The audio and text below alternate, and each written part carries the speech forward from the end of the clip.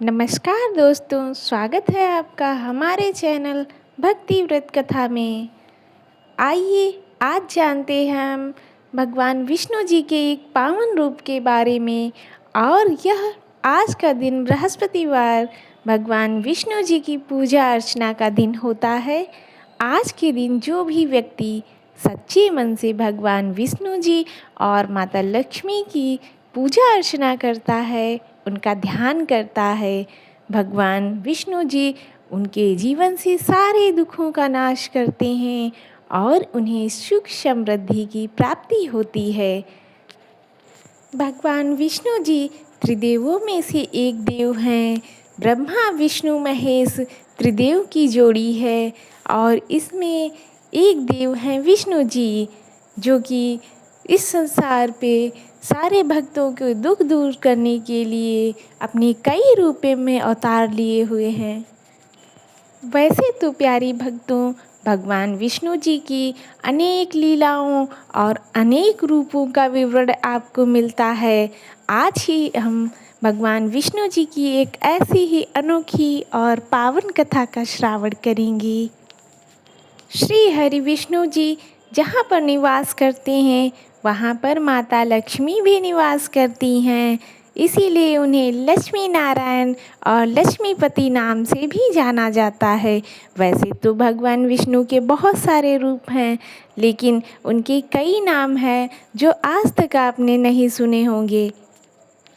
भगवान विष्णु जी को श्री हरि, लक्ष्मीपति, लक्ष्मी नारायण ऐसे नामों से जाना जाता है।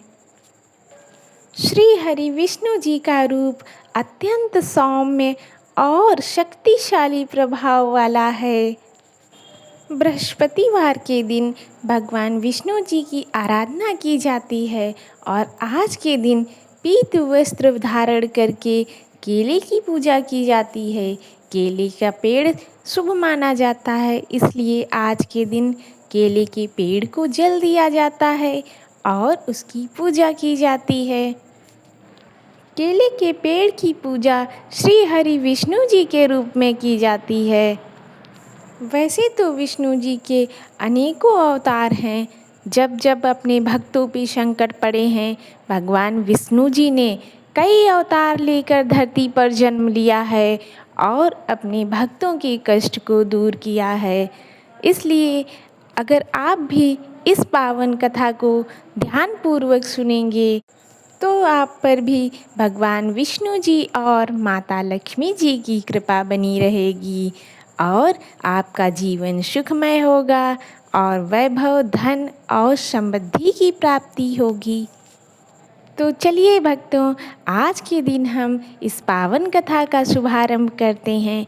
लेकिन यह कथा प्रारंभ करने से पहले मैं आपको यह बात बताना चाहती हूँ कि इस कथा को सुनते समय आप इस कथा को बीच में कभी भी ना छोड़ें। कोई भी दैविक कथा को सुनते समय उसे बीच में नहीं छोड़ना चाहिए। अधूरा ज्ञान मन में जिज्ञासाएं उत्पन्न करता है।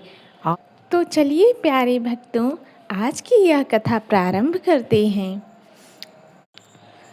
माघरी नाम का एक छोटा सा गांव था जो शहर से काफ़ी दूरी पे बसा हुआ था और वह एक इतना छोटा सा गांव था कि वहाँ पर कोई भी प्रकार की सुविधाएं नहीं थी। वहीं पर एक गरीब लकड़हारा रहता था दीनू, जो कि जैसे तैसे जंगल से लकड़ियाँ काटता था और उन्हें शाम तक बेचकर अपने बच्चों और परिवार का भरण पोषण करता था। दीनू बहुत ही ईमानदार था और बहुत ही मेहनती था। वहीं दीनू की पत्नी ममता बहुत ही धार्मिक और सरल स्वभाव की महिला थी। दीनू की एक छोटी पुत्री थी। वो तीनों परिवार एक साथ मिलकर रहते थे। दीनू बहुत गरीब होने के कारण पूरे दिन मेहनत करता था और जैसे तैसे ही अपने घर का पूरा खर्च उठाता था। उसकी पत्नी भी लगातार घर में काम करती रहती थी और अपने बच्चे की देखभाल करती थी। एक बार गांव के ही एक व्यक्ति ने दीनू को शहर चलने के लिए कहा और दीनू से कहा कि अगर तुम मेरे साथ शहर चलोगे तो वहाँ पर काम करके अच्छे से ज़्यादा सा पैसा कमाया जा सकता है, जिससे तुम अपने परिवार को अच्छी तरह से पाल सकोगे और उन्हें सारी सुख सुविधाएं दे सकोगे। पहले कभी दीनू अपने परिवार से अलग नहीं रहा था और उसका मन दूर जाने का बिल्कुल भी नहीं हो रहा था। दीनू घर आके अपनी पत्नी से ये सारी बातें बताता है, लेकिन दीनू की पत्नी भी डर जाती है और घबरा जाती है। वह दीनू से कहती है कि मैं पहले कभी अकेली नहीं रही हूँ, मैं आपके बिना अकेली कैसे रहूँगी यहाँ पर। अगर आप चले जाएंगे तो यहाँ पर बिल्कुल भी अच्छा नहीं लगेगा। तब दीनू ने अपनी पत्नी को समझाया कि अगर मैं शहर जाके कुछ काम करूँगा और थोड़े से पैसे कमा लूँगा तो तुमको और अपनी बेटी को भी अपने पास ही रख लूँगा और हम सभी शहर में रहेंगे। इस तरह दीनू अपनी पत्नी को समझाकर अगली सुबह ही शहर के लिए निकल जाता है। उधर दीनू रात दिन मेहनत करता है और बड़ी ईमानदारी से ही सारा काम करता है। और यहाँ गांव में ममता बेचारी दीनू की याद में बहुत ही कमज़ोर हुई जा रही थी। वह ठीक से खाना भी नहीं खाती थी और उसका किसी काम में मन भी नहीं लगता था। जैसे जैसे समय बीतता रहा, ममता और भी कमज़ोर होती चली गई और वह मन ही मन प्रभु श्री हरि की पूजा करने लगी और उनसे यह प्रार्थना करने लगी कि हे भगवान, मेरे पति को वापस बुला दो। जैसे तैसे समय और भी लंबा होता चला जा रहा था, लेकिन दीनू का कोई भी अता पता नहीं था। इधर ममता धीरे धीरे बहुत ही कमज़ोर हो चुकी थी। अब वह अपनी बेटी का ख्याल भी नहीं ठीक से रख पा रही थी। गांव में ही बने एक श्री हरि के मंदिर में पड़ी रहती थी और वहाँ जो प्रसाद मिल जाता था वही खा लेती थी। घर में भी खाने के लिए कुछ नहीं बचा था।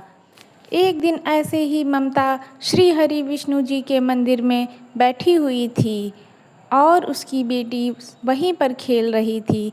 तभी अचानक देखती है कि उसका पति दीनू सामने से चला आ रहा है। दीनू के हाथ में दो बड़े बड़े बैग थे और वह काफ़ी अच्छे कपड़े पहने हुए था। यह देखकर ममता को यकीन ही नहीं हो रहा था। उसे यह लग रहा था कि वह अभी स्वप्न देख रही है और जब उसकी आंखें खुलेंगी तो यह सपना टूट जाएगा। कुछ देर तक ममता एकटक दीनू को देखती रहती है। उधर दीनू धीरे धीरे चलकर ममता के पास आता है और कहता है कि तुम यहाँ मंदिर में बैठी हुई हो, मैं तुम्हें न जाने कहाँ कहाँ ढूंढ के यहाँ पर पहुँचा हूँ और तुमने अपनी ये क्या हालत बना ली है। वहीं ममता कुछ नहीं बोली और उसकी आंखों से झरझर आंसू बहने लगे। तभी दीनू आगे बढ़कर ममता को अपने गले से लगा लेता है और घंटों वह दोनों भगवान विष्णु जी के उसी मंदिर में बैठे रहते हैं और वहाँ से श्री हरि का प्रसाद ग्रहण करने के बाद दोनों अपने घर वापस जाते हैं। तब दीनू ममता को अपनी सारी कहानी सुनाता है और उसे बताता है कि मुझे एक सेठ के यहाँ अच्छी नौकरी मिल गई थी और मैंने इतने समय तक बहुत ही मेहनत और ईमानदारी से काम किया और मैं अब तुम्हें लेने आया हूँ। हम तीनों अब शहर में ही रहेंगे। यह सुनकर ममता बहुत प्रसन्न होती है और कहती है कि हे श्री हरि विष्णु, आपने मेरी पुकार सुन ली। मुझे तो लग नहीं रहा था कि मेरी जीवन में अब खुशियाँ दोबारा वापस आएंगी। अगले दिन ही सुबह ममता और दीनू दोनों ही श्री हरि विष्णु जी के मंदिर में जाते हैं। वहाँ पर पूजा और हवन करवाते हैं तथा भगवान विष्णु जी की कथा का श्रवण करते हैं। भगवान विष्णु जी ने अपनी चमत्कारी महिमा से दीनू और ममता के जीवन में खुशियाँ ला दी थीं। अब दीनू और उसका परिवार खुशी खुशी शहर में रहने लगता है और वहीं पे अपना एक छोटा सा घर बनाते हैं।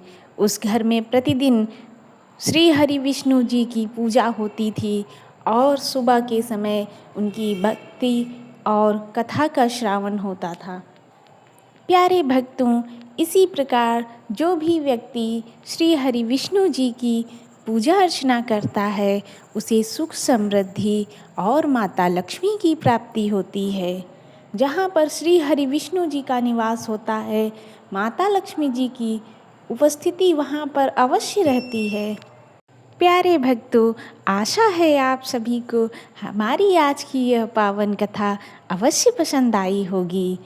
भगवान विष्णु, श्री हरि विष्णु आप सभी पर अपनी कृपा बनाए रखें और आपके जीवन में सुख समृद्धि का वास हो। इसी कामना के साथ आज मैं यह पावन कथा समाप्त करती हूँ। जय श्री हरि विष्णु, जय श्री हरि।